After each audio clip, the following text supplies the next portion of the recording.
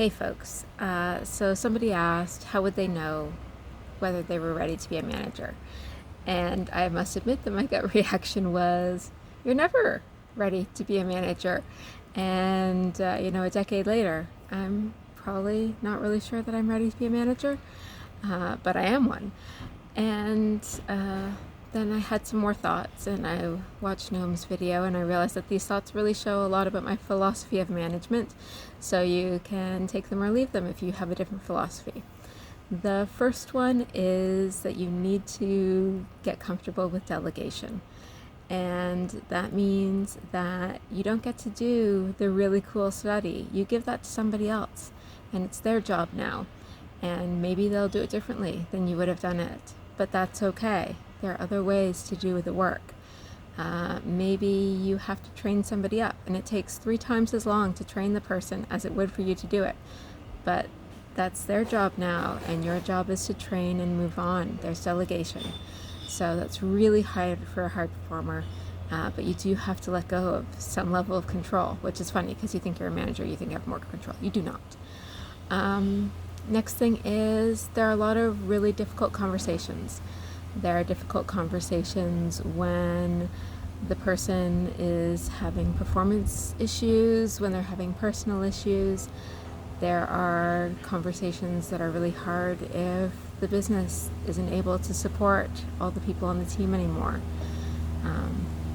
There are difficult conversations sometimes when you have somebody who you thought could be a really great friend, but you can't play favorites and you can't have anybody feel like you're playing favorites.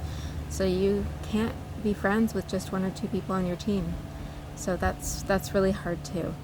Some other things that are hard, paperwork. So much paperwork. So much of being a manager is protecting your team from the crap.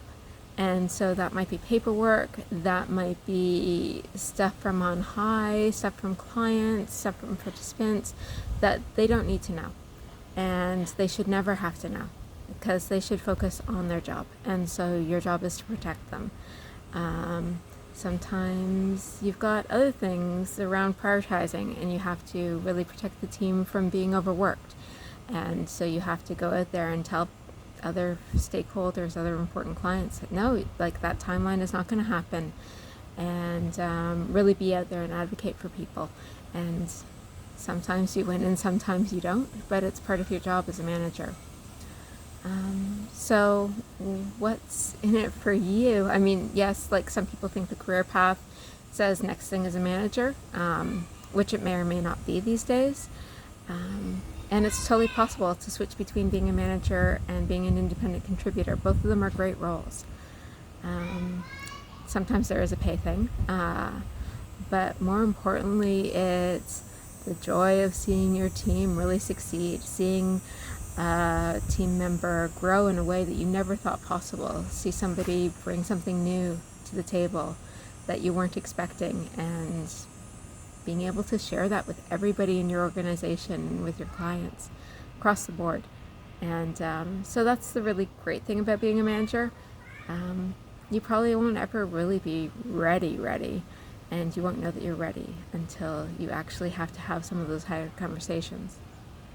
But try it if you're up for it. It's hard. Sometimes it's walking a tightrope, but it also can be really rewarding. Thanks. Bye.